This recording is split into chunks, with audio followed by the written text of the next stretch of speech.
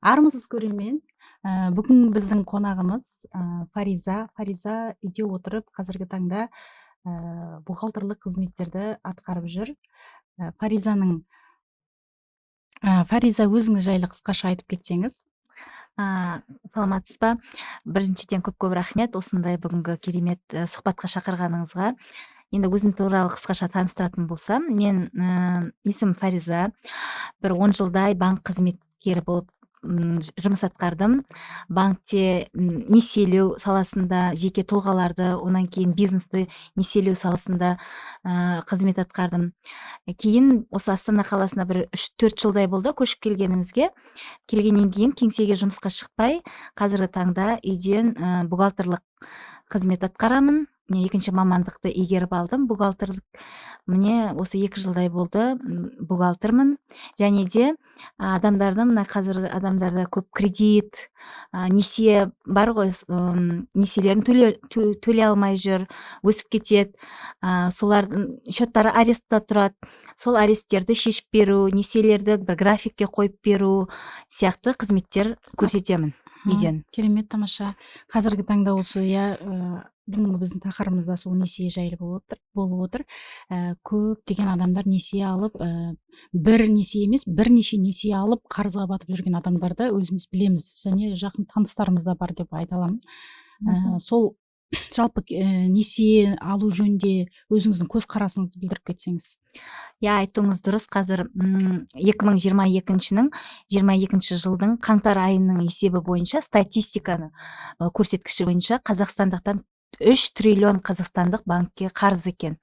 Оның ішінде неблагонадежный деп айтады, банктың тілімен айтқанда қайтарымсыз, яғни көбіне қайтарылмайтын қарыздар 50%-ді құрайды екен. Яғни бұл дегеніміз халықтың жартысынан көбі несиеге батып отыр деген. Және де сол несиені төлеудің халықтың жағдайы өте нашар, қайтарылмай отыр қазіргі таңда. Енді менің жалпы көзқарасымды айтатын болсам, менің өз басымда да несие бар, бірақ мен несиені оңды солды ала бермеймін.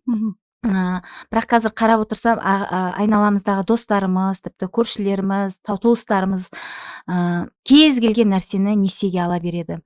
Тіпті тамақты да қазір Каспирет, рассрочка дегендер, бөліп төлеу дегендер қазір тіпті жақсы болды. Адамдарға несиені оңды солды керек емес нәрсеге де ала береді. Мен өзім ондай нәрсеге қарсымын негізінде. Фариза, тағы да бір сұрағым бар. Менің өз бір жақын танысым бар да, осындай мысалы кредит алып, енді ешкімі жоқ ол кісінің. Кредит алып, содан кейін ол кредитті жаба алмай, тағы да бір кредит алған ғой. Ол кредит алып, енді қарызға бешесінен батты енді. Сол енді ол жаңағы танысыма қайта коллекторлар звондап мазасын алады екен, қоқаңлық көрсетеді екен. Осылай төлемесеңіз, сіздің қарызыңыз мұндай бәленбай миллионға шығып кетті, немесе солай деп. Ана бала енді қазір психологически өте қиын жағдайда жүр да. Сондай егерде звондаса, мысалы коллекторлардың сөйтіп қоқаңдылық көрсетіп хабарласуы заңды ма? Сол жөнінде айтып жүрсеңіз. Дұрыс айтасыз. Қазір ондай жағдайлар өте көп. Тіпті менің ағайындарымда да расымен мен жақын естігенде жақында жағамды ұстадым десем өтірік емес. Көбісі бізде өз құқықтарын заң жүзінде қорғай алатын білмейді. Көп адамдар, қазақстандықтар көбін білмейді. Негізінде заңда адам құқығы бірінші қорғалған. Енді коллекторларға келер болсақ, расымен коллекторлар өте қатты, грубый, солай сөйлеседі, өте дөрекі сөйлейді, тіпті амандаспайды. Мен өзім соның куәсі болдым. Еттене жақын араласатын досымның кәдімгідей коллекторлар звондап жатырған жерінен түстім. Кәдімгі звондап амандаспай сен деп қатты қорқытып, расымен. Шынымен де адамдар содан бір стресста, қазір көп адамдар соны стресста жүр. Тіпті өз-өзіне қол жұмсау, суицидта көп осы несиенің кесірінен болып жатыр. Енді мен бұл жерде айтарым, коллекторлар бұл жерде 100% дұрыс емес. Неге? Өйткені коллектор ол біз сияқты қарапайым адам. коллектор бұл банкке мысалы сіз қарызсыз, 500 мың делік қарызсыз, иә, 500 мың банктен несие алдыңыз, оның төлеп келе жатырдыңыз да, 300 мыңы қалды, төлей алмай қалдыңыз белгілі бір жағдайға байланысты. Банк барады да сізде 90 күн сізден сұрайды, Жанар төлеңіз, сіз төлейтін жағдайыңыз жоқ. Сосын барады, енді банктың басқа да жұмыстары бар, ол сіздің артыңыздан қуып жүрмейді, коллекторский компанияға тапсырып жібереді. Міне там коллекторский компания ТО бірдеңе делік, соған тапсырып жібереді. Осыны маған Жанардан 300 мыңды өндіріп берші, өндіріп бергесін мен саған осындай теңге беремін, келіседі өзара. Сол сияқты коллекторде біз сияқты адам сізге ол звондап, Жанар, сіз төлеңіз, осындай теңгеңіз қарыз деп сөйлесу керек заң жүзінде. Бірақ ондай ешқашан коллекторлар олай сөйлеспейді ешкіммен де. Олар жаңағыдай қорқытып, және де бір айтарым, манағы сізге 300 мың қарыз болсаңыз, олар оның үстіне тағы да қосып айтады да, негізінде бұл заңсыз. Жаңағы заңсыз деп отырған біріншісі дөрекі сөйлеу, заңсыз. Екінші жаңағыдай пайыз қосу үстіне заңсыз. Көптеген заң бұзушылықтар коллекторлар тарапынан өте көп болады. Және мен қазір осы салада жұмыс жасап жатырғандықтан сондай көп заң бұзушылықтарын кәдімгі куәгері болып жүрмін, және сондай заң бұзушылықтармен жұмыс жасап жатырмын. Аллаға шүкір, жұмысым, негізі заңды білсең ығысады. Коллекторларда, банкте заңды білу керек. Біз көбіне негіз олындай білім интернетте қазір ашық, оқып, ізденіп қарасақ, негізінде интернетте бар нәрсе. Бірақ біз соны қарамаймыз, ізденбейміз. Ойбай, коллектор звондап жатыр, енді не істеймін, уайымдап, стрессқа түсіп, бір ол кредитті жабам деп тағы кредит алып, солай белшеден қарызға батып жүрміз. Енді кімге баруымыз керек? Кімге енді коллектор звондап жаңағындай кімге жүгінуіміз керек? Енді біріншіден сіз ешкімге бармай өзіңіз де қорғай аласыз өзіңіздің құқығыңызды. Біріншіден, өйткені заңгерге барсаңыз да, қазір бір жерден консультация алсаңыз да, оның бәрі ақылы. Ақыңыз болса, ақысын төлеп, әрине заң жүзінде консультация алып, заң жүзінде бәрін реттеуге болады. Ал егерде ондай ақшаңыз жоқ болса, ол интернетте де баяғыша айтқанда доступный информация. Енді ондай жағдайда не істеу керек дейтін болсақ, біріншіден коллектор звондаған кезде ең бірінші мен халыққа айтар кеңесім, ең бірінші сабырлы болу керек, ешқандай қорықпау керек. Өйткені сіздің құқығыңыз заңмен толықтай қорғалған. Неге? Мысалы, коллектор звондаған кезде сіз бәленшеева кредит неге төлемей жүрсіз? Тоқтаңыз, біріншіден өз-өзіңізді таныстырыңыз, осылай айту керек. Мен коллектор осындаймын, осындай. Енді лицензияңызды айтыңыз. Қанша білем, қарызбын, осындай жағдайда төлей алмай жатырмын, бірақ коллекторлар сіздің жағдайыңызды оларға қызықтырмайды, төлей алмай жатыр. Білмеймін ештеңені, төле, солай айтуы мүмкін да. Сіз маған айқайламаңыз, осылай сабырлы нетіп. Барынша адам ең бірінші өз-өзін сабырлы ұстау керек. Екіншіден, жаңағыдай толықтай өзі туралы информацияны коллектордан алу керек. Яғни, мен қанша қарызбын, қанша күн болды деген сияқты. Сіздің лицензия номеріңіз қандай? Мен кіммен сөйлесіп тұрмын, аты жөнін, жаңағы сөйлесіп тұрған. Міндетті түрде, өйткені аты жөнін жаңағы коллектордың міндетті түрде сұрау керек. Өйткені ертеңгі күнде олар сізбен сөйлесіп отырған әңгімені міндетті түрде жазып алады. Және ертеңгі күнде сізді сот бірдеңе процестер болатын болса, сол жазбаны сізге қарсы қолдану мүмкін да. Мысалы, сіз қорқытып жаңағыдай агрессиямен сөйлеген кезде, сіз дәл сондай агрессиямен жауап берсеңіз, ол уже сізге қарсы материал болып табылады да, айғақ болып табылады. Сондықтан ең бірінші жаңағыдай сабырмен, тіпті 10 жерден сізді жындандырып, өз-өзіңіздің нетіп шығарып жатса, барынша жарайды. Енді аты жөніңіз кім? Міндетті түрде аты жөнін білу керек. Мысалға, сол адамға жаңағы кредит алған жеріне барып, мүмкін арыз жазса болмай ма? Осындай жағдайда деген. Егер коллекторге мүмкіндік бар шығар? Бар, негізінде бар. Бірақ коллекторге кетсе, онда банкке барып уже мұндай не болмайды. Өйткені сіздің кредитіңіз коллекторға өтіп кетті. Ал енді жаңағыдай жағдай болып, өзіңіз кредитіңізді төлей алмай қалатыны біліп тұрсыз, жұмыстан шығып қалдыңыз, декретте отырып қалдыңыз, немесе жаңа жолдасыңыз да жұмыстан қысқартылып қалды, бір жағдай болды, ондай қазір көп қой. Ондай жағдайда біз төлемейді, банкке де бармайды, арызда жазбайды, қашып, сосын үркіп, түнімен ұйқысы да, мазасы да болмай, стресс. Олай істемей, банкке барып арыз жазып жағдайды түсіндіріп міндетті түрде қағазға жазып екінші бланкісін қолына алып, өйткені ертеңгі күнде сізді сотқа беретін болса сіз айтасыз, міне мен банкке бардым, осындай жағдай болды, ескерттім банкты, отсрочка сұрадым, маған банк бермеді деген сияқты болады да. Сондықтан 20 күн ішінде төлей алмай алған күннен бастап, мысалы 20-сы төлеуіңіз керек па, 20-сынан бастап 20 күн ішінде сіздің банкке барып ескертіп отсрочка алатын толықтай құқығыңыз бар. Бұл бірінші жағдай. Екінші жағдай, мен өзім қазіргі істермен енді танысып жұмыс жасап жатырмын ғой. Екінші жағдай, мен куә болғаным, банктер пайызды өте көп қосады. Мысалы заңында белгілі бір мөлшер бар, қосылу керек, және сол мөлшерден аспау керек мөлшерде бар. Осындан кейін уже болды, өсіруге болмайды кредитті. Ол ана шартта жазылады шығар? Шартта жазылады, бірақ жазылмайтын кездерде болады. Негізгі жазылу керек, заңында. Ол шартты кім оқиды, несие алғанда, ақша берді, болды, сол жерде эмоциямен қол қояды, алып кетеді ғой. Шартта да жазылады негізінде.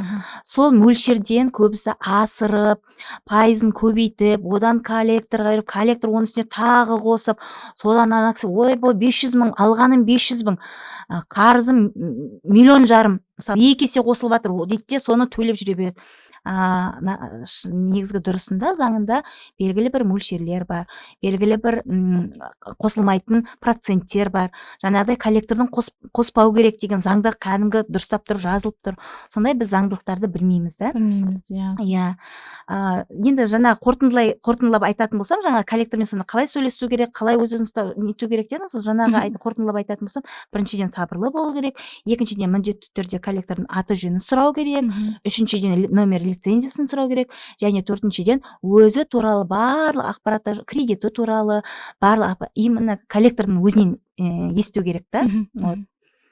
Соны біліп алу керек та. Иә. Сосын қайда жүгінду керек онда? Онда оны ары қарай қайда жүгіну керек болғанда, манағыдай сол жабуға енді мүмкіндік бар дейсіз ғой. Мүмкіндік бар. Негізгі барлығын ешқайда банктың табалдырығын тоздырып, коллекторский компанияның табалдырығын тоздырып, акиматтың табалдырығын тоздырудың қажеті жоқ. Барлығын үйден шықпай, шайыңды ішіп қойып жасауға болатын дүние негізінде.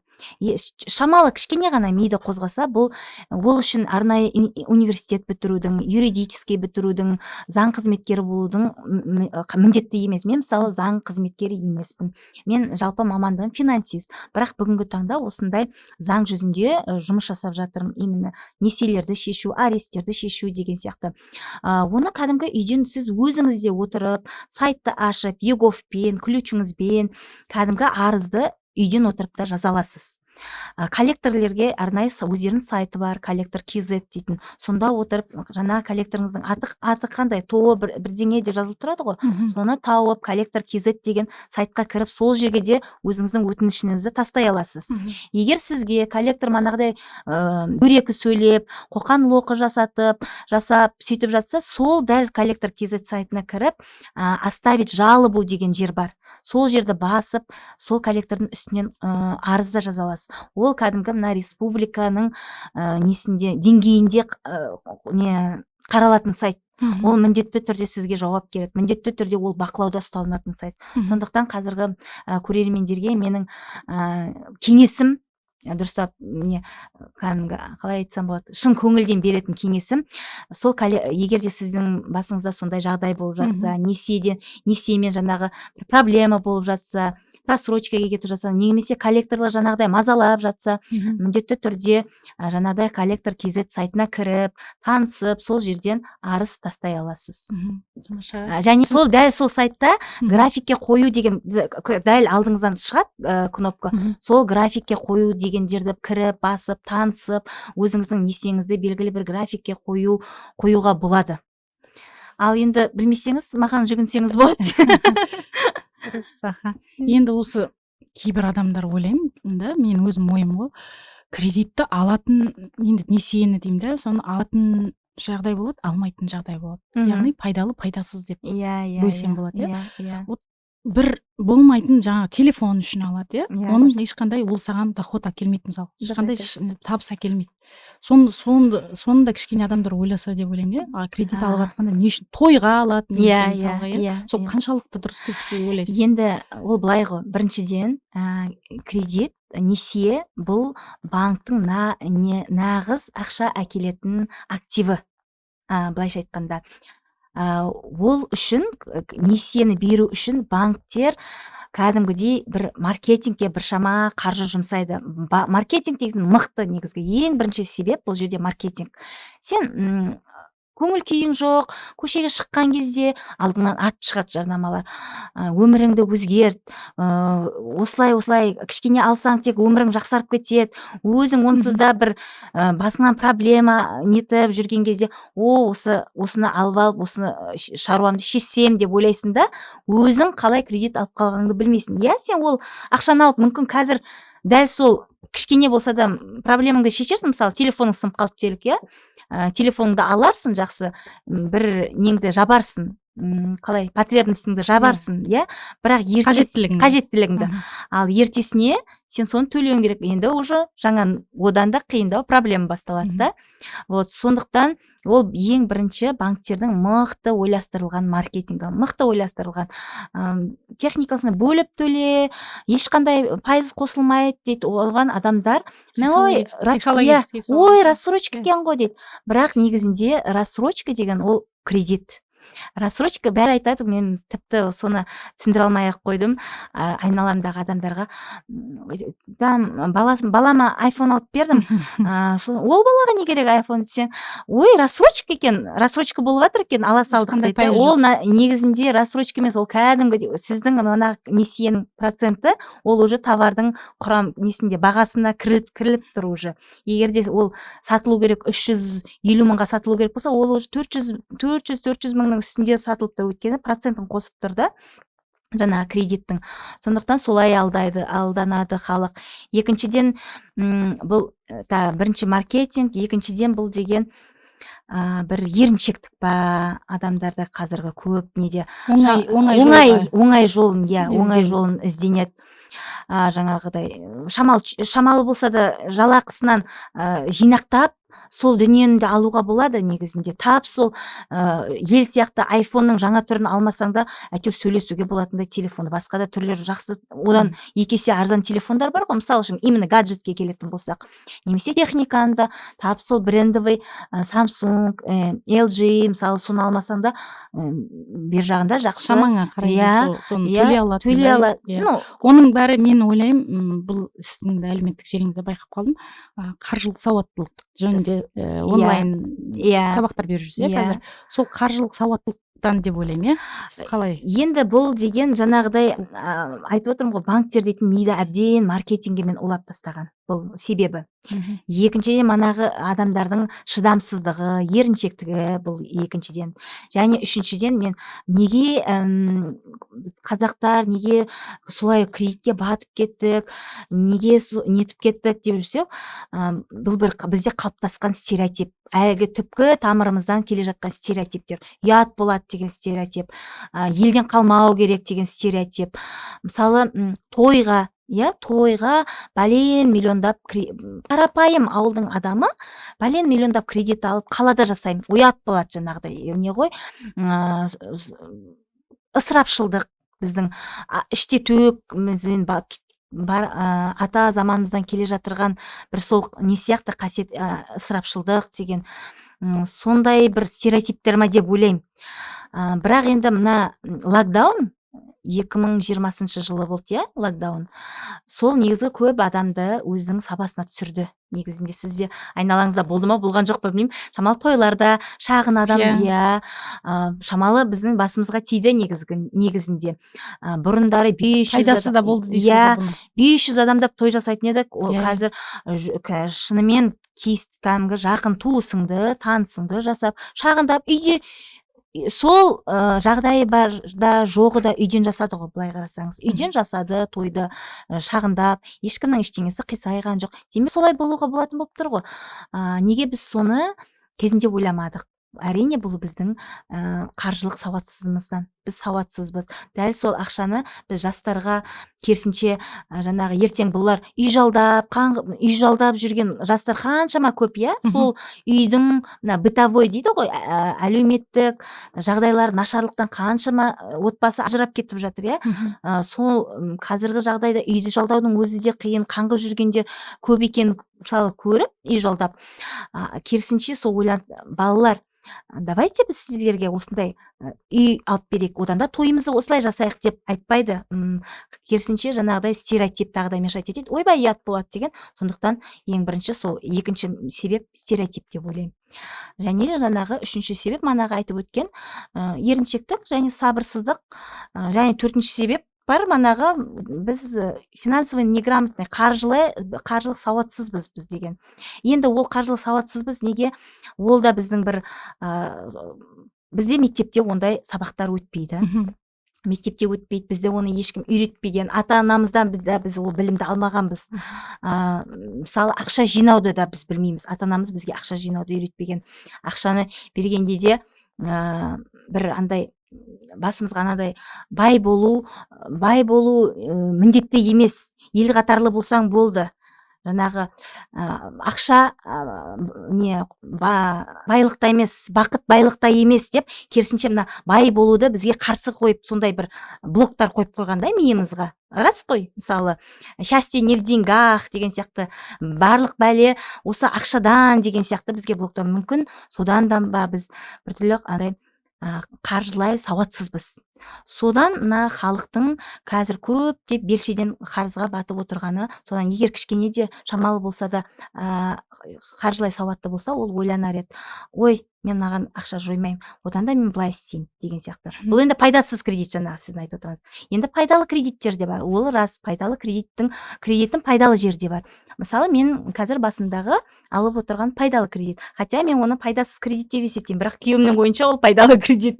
Неге? Өйткені біз оны бизнеске алдық та. Бизнеске алдық. Бірақ бизнеске алғанның өзінде біз машинаға алдық. Машинаға аламыз, машина ақша табады жаңағыдай. Бірақ мен енді өзін өтейді дейсіз. Өзін өтейді, ақша табады. Өзін өтеген, отбасымызға ақшасын алып келеді, өзін де өтейді, өзін несиесін де жабады дегендей. Бірақ мен осыған көп келіспедім, көп созып жүрдім. Неге? Өйткені мен жалпы машинаға алған кредитті де құптамаймын. Өйткені машина нені мүмкін өзім бухгалтер болғасында шығар, мен көбіне андай есеппен қараймын. Ой, машина ол жаңағы бухгалтерлік тілмен айтсақ амортизация дейді ғой, өз-өзінің құнын жоғалтады. Ертең ол өз-өзінің құнын жоғалтады. Сен оны мысалы 8 миллионға немесе 10 миллионға аласың, оны үстіндегі пайызымен 12 миллион қылып банкке қайтарасың, 12-13 миллион қылып қайтарасың, мысалы үшін деп. Оны сен кредитіңді бітіргенде сен оны қайтадан сол 13 миллионға сата алмайсың деген мен есеппен жүремін да. Ал күйеуім жаңағыдай жоқ, мен алсам оны керісінше ол машина ақша табады да, сол өз-өзін жабады, үйге не алып келеді, ақша әкеледі деген. Енді оның айтқаны болып жатыр расымен де, бірақ экономический тұрғыдан қарасақ, ол да негізі тиімсіз кредит, пайдасыз кредит. Пайдалы кредитке мен жатқызар едім, мысалы бизнеске алады, мына кассовый разрыв дейді ғой, оборотқа ақша жетпей жатады. Мысалы бизнесте ақшасы біреудің қолында жүреді, клиенттер ақшаны қайтармай жатады деген сияқты. Сондай кезде не істеу керек? Товар алу керек, жаңа оборотқа ақша салу керек, товарын көбейту керек, оборотный средства дейді ондайды. Сондай кезде сен товар алсаң, сен саудаңда көбейеді, ақшаңда көбейеді. Тұтынушылар жабады ғой. Тұтынушылар жабады. Өйткені товар айналым тез жүреді да. Егер сен товар, мысалы магазиніңе кісі келеді, мысалы үшін, сен сатып алайын деп тұр, сенде товар жоқ. Товар неге алмайсыз десең, ақшамды қайтармай жатыр ана кісілер десең, ол кісі сізге келмейді. Әрине сіздің бизнесіңіз жүрмейді. Сондықтан әзірге сіздің тұтынушыңыздан ақша қайтып келгенше сіз қайтадан ақша салып товарыңызды айналдыруыңыз керек. Вот сондайға ақша алса, кредит алса, мен ондайды пайдалы кредитке жатқызар едім. Өйткені ол алған ақша саған екі еселеп тағы да ақша алып келеді, сен мына кредитің жабасын деп. Мен пайдалы кредит. Сосын тағы да біреулер тоже ипотека. Мысалы үшін ипотеканы көбісі қарсы тоже жаңағыдай. Ой, сен 20 жылға ипотека аласың, оған байланып сол үйде отырасың, ол үйде жаңағы мысалы 20 миллионға үй алсаң, оны дейтін 30 миллион қылып қайтарасың, 30 миллион қай уақытта қайтарып боласың, ол үйді сата да алмайсың, ол үйден көше де алмайсың деген сияқты. Бұның әрине екі жағы да бар, пайдалы да пайдасыз деп қарайтын жағын қарасақ. Бұл жерде де меніңше сауаттылықты білу керек, иә, мұқият қарап, мұқият сұрастырып, ақпаратты алып, содан кейін алған дұрыс. Дұрыс айтасыз, өйткені банктер осындай пайыз дейді де, сосын манағыдай эмоциямен, біз ештеңе есептемейміз банкке барғанда, эмоциямен ой алдық болды дейміз де, қолымызды қоя саламыз, артынан төлеуге келгенде проблем бәрі сол төлеуге келгенде басталады негізінде. Бірақ енді қазір жақсы программалар шығып жатыр ғой, бірақ ол да жабылады. Енді білмеймін, үкімет мүмкін басқа да бағдарламалар шығаратын болар, мысалы 7, 20-25 деген, көбісі мен айналамдағылар жақсы мақап жатыр, сол немен алдық ипотеканы деп бағдарламамен. Енді оның жақсы жағы, мысалы сіз ол үйді алып жалдап та қоя аласыз, сол жалдаған ақшаңыз жаңа кредитіңізді жабады деген сияқты. Ал жаман жағы манағыдай ғой, енді өмір бойы 20 жыл бойы төлейсіз, сіз 20 жылға дейін ол барсыз ба жоқсыз ба, еш жерден көше де алмай байланып отырасыз деген сияқты. Сондай сақтандырулар бар шығар, қазіргі уақытта сақтандыру бар ғой. Сақтандыру қазіргі уақытта шетелде мысалға адамды сақтандыру өте мықты дамыған, бізде қаншалықты сол жөнінде айтып жүрсің?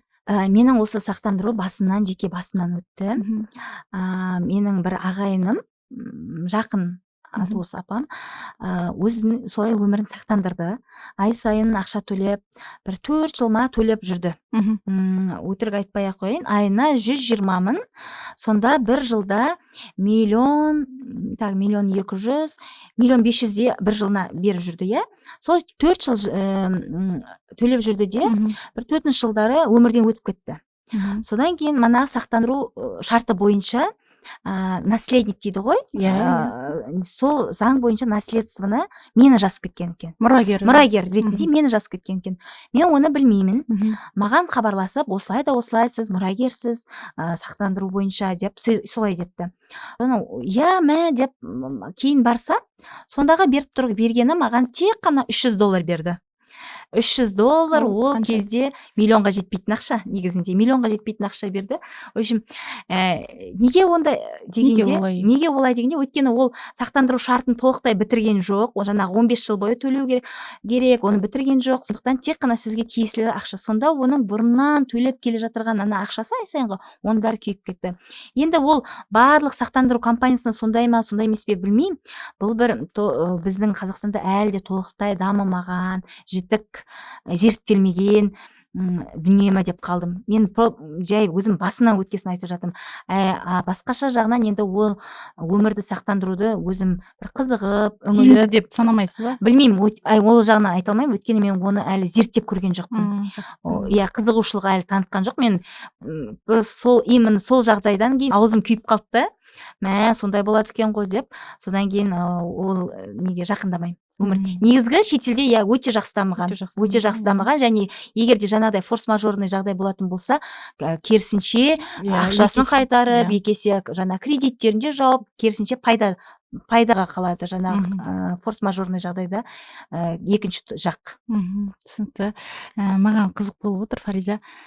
Сіз енді жаңа қаржылық сауаттылық жөнінде айтып жатсыз ғой. Сіз өзіңіз балаларыңызды қалай тәрбиелейсіз қаржылық сауаттылық? Мен енді бұрын қазір мен осы ең бірінші қалай Астанаға көштім, одан кейін кеңсеге жұмысқа шыққым келген жоқ деп айтып өттім ғой. Содан кейін мен бір үйде отырғасын енді бұрынғыдай миың жұмыспен немес, жұмысты ойламайды, демалып отырып, осы маған бір ой келді. Неге осы мен ақша келіп жатыр маған, бірақ айдың соңында қанша 200 мың, бұрын 200 мың тауып жүргенде де жетпейтін болды ақша, 100 мың тауып жүргенде де жетпейтін болды, 500 мың тауып жүрсең де жетпейді. Неге? Деген бір ой келді. Демек, менде бірдеме дұрыс емес. Бір нәрсе дұрыс емес. Мысалы, бір жылдары мен 200 мыңға да өмір сүріп жүрдім. Дәл солай айына жеткізесің, тамағыңды да сол тамақты аласың, сол киімді киесің.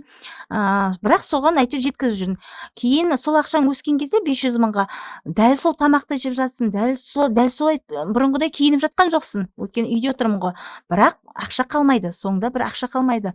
Неге дедім де, мен бір осы қаржымен дұрыс емес деп ана-мынаны іздеп, мына СНГ-ны Ольга Гагаладзе деген бір керемет несі бар, осыны финансовый грамотностьті оқытатын сол кісіден мен сабақ алдым.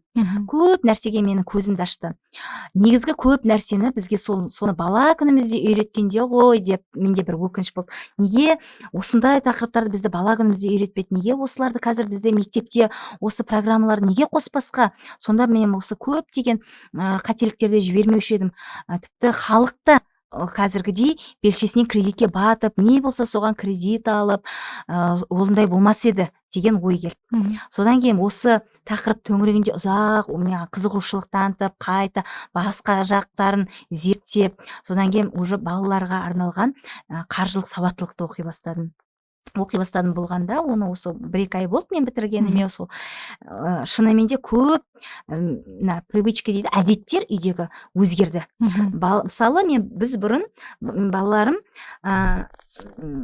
магазинге кірген кезде бір затты сұрайды. Отказ біз жоқ деп айтпаймыз, алып бере береміз, алсын, ой, ерке қояды ғой, ертең қояды деген сияқты. Жемейтінде оңды солды солай алып бере. Қазір бізде тәртіп бар. Келсеміз, нені алуға болады, нені алуға болмайды, бұл бір. Екіншіден, менің үлкен ұлым уже 9-да. Келесі жылы 10-ға толады. Онда уже ол карточка ашады. Карточка ашатында өзінің несі болады, карточкасы болады.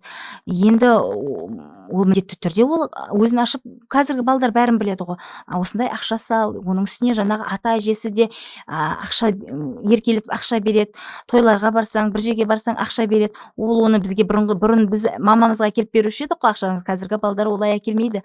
Мынау менің ақшам, анау сенің ақшаң деп бәрін біліп отырады.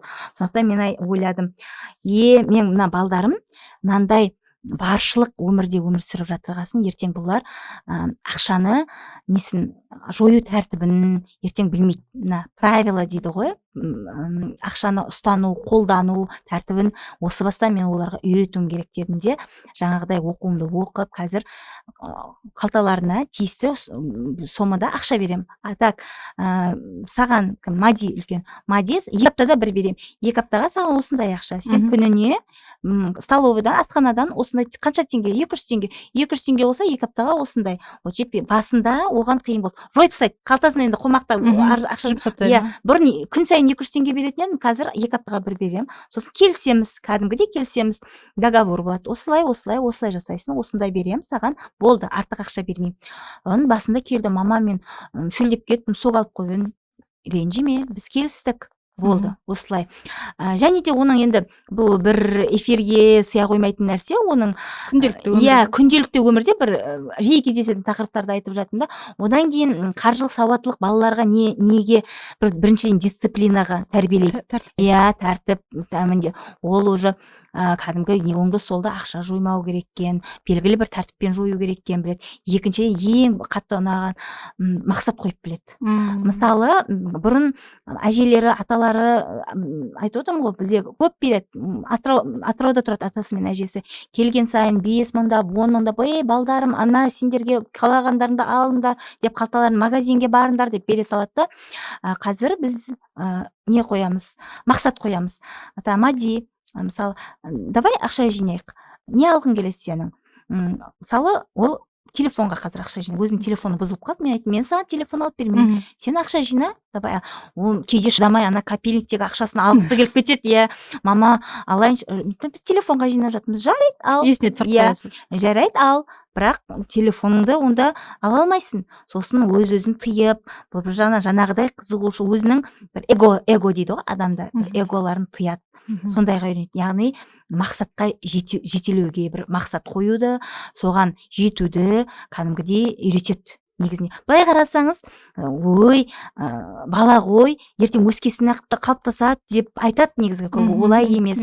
Оның үстіне қазіргі балалар, олар бәрін тез мына губка сияқты сіңіріп алатын. Тіпті менің телефонды олар қопарып, мама, мына жерде тұр, мына жерде тұр деп бәрін интернеттен бәрін тауып беріп, сондай қазір балалар өте дамыған, ерте дамыған, сондай. Сондықтан мен ойлаймын, қазірден бастап ата-аналар осылай балаларының қаржылық сауаттылықтарын қолдарына алса, жаңағыдай мысалы банк туралы, кредит туралы өзінің жасы бар сөйлеседі. Мысалы 10 жастан бастап сол несие туралы, банк туралы, олардың қызметі туралы, ақша туралы сөйлесу керек міндетті түрде.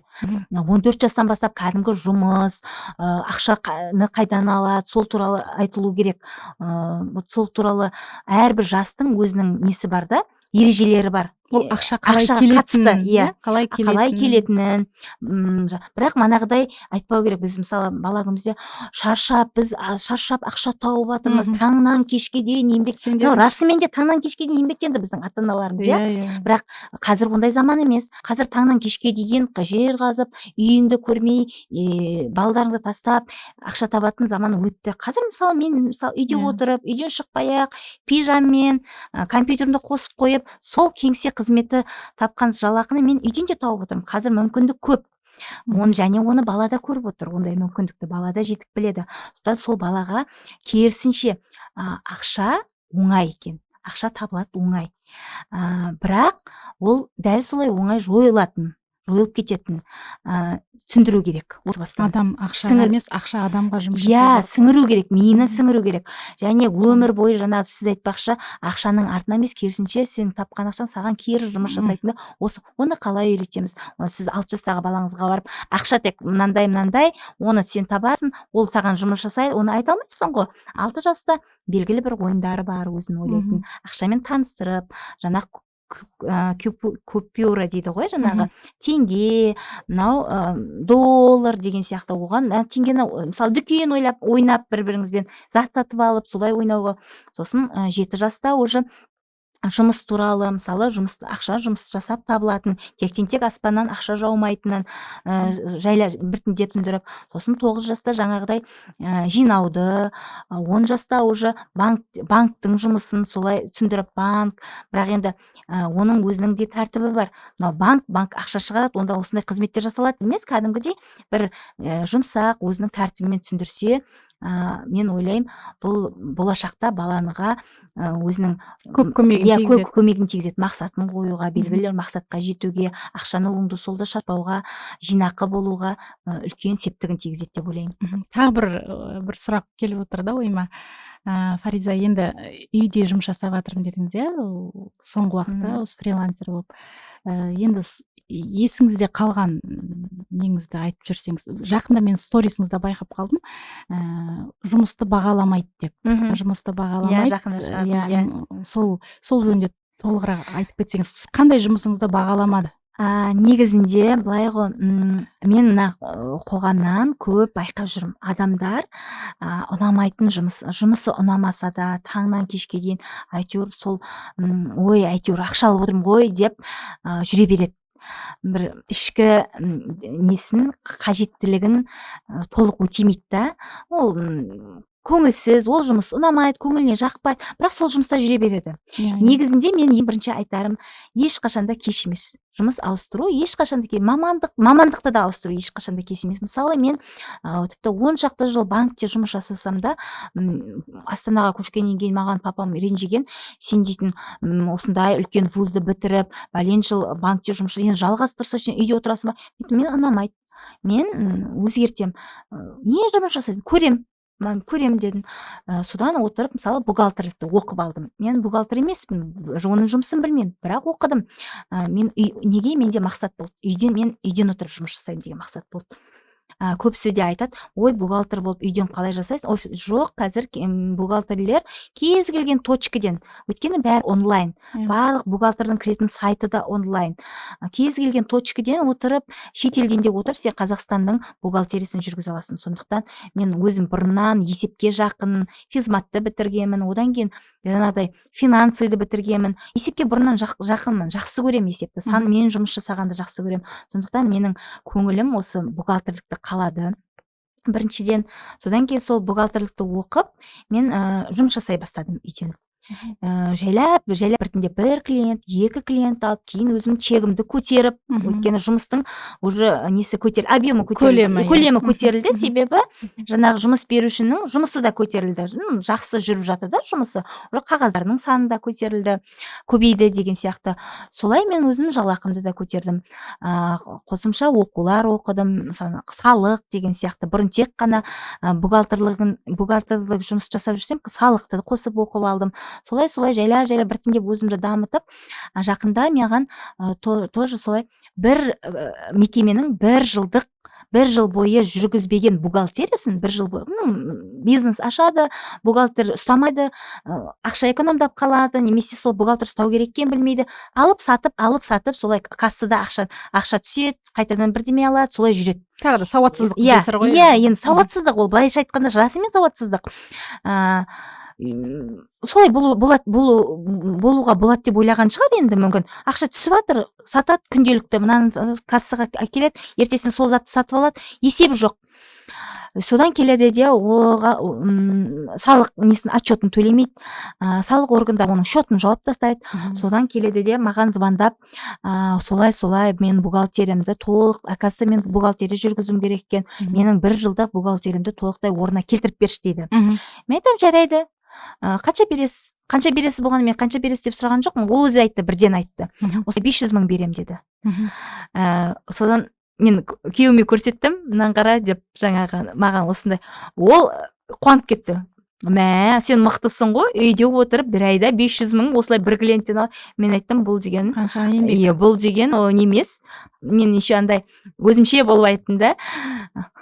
Мен еще оның бухгалтериясы бір жылдың жұмысын бір айда жасап беруім керек, еще 500 мың алым керек. Алмай мен тапқан екен деген сияқты. Маған күйеуім былай таңғалып қалды. Сен сонда қанша? Адамның еңбегін бағалау керек. Олай жасауға болмайды. Сен енді жақсы білместіктен алмаған боларсың, өзің элементарно есептеуге болады. Мысалы, бір бухгалтер жоқ деген мен сияқты стажы аз бухгалтері кем дегенде 200 мың зарплата алады. 100 мыңға сіз қазір бухгалтер таба алмайсыз. Ай сайын, 150 мыңға тек қана мына 1С деген программа бар ғой, бухгалтерлердің қолданатын. Тек соған жаңағы қағаздарды кіргізіп шығарып отыратын оператор ғана сондайға жұмыс жасайды. И то ол бастап келе жатырған жаңа жұмыс өтілі аз немесе жоқ адамдар, студенттерді солай ала аласыз да. Ал бухгалтерда сіз минимум 200 мыңға табасыз. Ол сонда бір айдағы жалақысы 200 мың делік. Сен оның бір жылдық жұмысын атқарасың, бір айда кәдімгі басыңны таңнан кешке дейін соның документімен толықтай жинап, ана звондап, мына сайтқа кіріп, сөйтіп бәрін орнына келтіресің, а ол саған манағыдай ақша төлейді. Жоқ, сіз басында келістіңіз ба, қалай? Жоқ, сосын мен былай манағыдай ақшасы кәдімгідей мені бір бағаламаған, құнсыздандырған болды да. Сосын мен күлетін смайлик жазып жібердім. Ақшаңыз өте көп беріп тұрсыз, мен мұндай көп ақшаға жұмыс жасай алмаймын деп. Сондықтан қазір ойлаймын, жалпы негізгі кез келген суммаға келісе беруге болмайды. Өзіңіздің еңбегіңізді дұрыстап бағалаңыз, сағатыңызды, өйткені қазір ең қымбат уақыт. Адамда қазір ең қымбат нәрсе уақыт. Сондықтан уақытыңызды жақсы бағалап берсеңіз, сізден жақсы маман шығады кез келген уақытта. Енді қазір менде сондай финансовый қиын жағдай болып жатыр, мүмкін келсе қоям деп, мүмкін алып аларсыз сіз, басқа адам болса мүмкін, сондай. Бірақ сіз сол алған ақшадан рахат көрмейсіз. Неге? Өйткені сіз таңертеңнен кешке дейін жаңағы жабысып, компьютердің алдында түнге не неше жылғы жұмыс істейсіз ғой. Не балаларыңызбен, сіз бір айда бітіріп беру үшін дәл солай отыруыңыз керек. Не үйіңізбен шаруаңыз болмай, жарайды бітіріп берерсіз, бірақ сіз содан кейін түсінесіз бе, қандай ол организміңіз, миыңыз шаршап, сіз ол ақшадан рахат көресіз бе, көрмейсіз бе? Сондықтан әр уақытыңызды кәдімгі тариф қойып бағалау керек. Иә. Тамаша. Енді Фаризаның бала кезіндегі арманы қандай еді? Менің бала кездегі арманым тіптен қаржыға қатысы жоқ. Негізінде мен актриса болғым келді. Кәдімгідей біз енді ауылдық жерде тұрдық. Мен спектакльдерге, мектепте болатын жаңағы қойылымдарға қалмай қатсам, әйтеуір мен қатсам деп, мен қатсам деп әйтеуір қалыспайтын едім. Содан кейін өскеннен кейін Жургеновке түскім келіп, кәдімгі интернеттен қарап, өз-өзімді дайындап, бір айнаға қарап, образдағы қарап сөйтетін едім. Бірақ енді әке-шешем ол кезде ол мамандықты серьезно қабылдаған жоқ, енді ол немене деген сияқты. Содан енді экономист болып кеттік, бірақ енді өкінбеймін. Ойлаймын, енді ол арманымда орындалар мүмкін. Қазіргі мамандығыма өте ризамын, өйткені мен адамдарға көмектесем. Мен мамандығым арқылы адамдарға пайдамды тигізіп келе жатырмын. Фаризаның миссиясы өмірдегі қандай? Өмірдегі миссиям енді осы негізгі мына қаржы жағынан қазір мен өте қатты, білмеймін, уақытым көп болғасын ба, қазір енді бұрынғыдай таңнан кешке дейін кеңседе жүрген жоқпын ғой. Мен шағын емес, кәдімгі бір школа ашқым келеді, ата-аналарға арналған, балаларын қаржылық сауаттылық оқытатын жөнінде. Осы менің миссиям. Тамаша, әмин. Арманыңыз орындалсын. Ата-аналардың сауатын ашу ғой. Бүгінгі біздің сұхбатымыздың да уақытына таяп қалдық. Рахмет көп. Біздің сұхбатымызға келіп, осындай өзіңіздің шынайы сұхбатыңызды бергеніңізге үлкен рахметімді айтамын.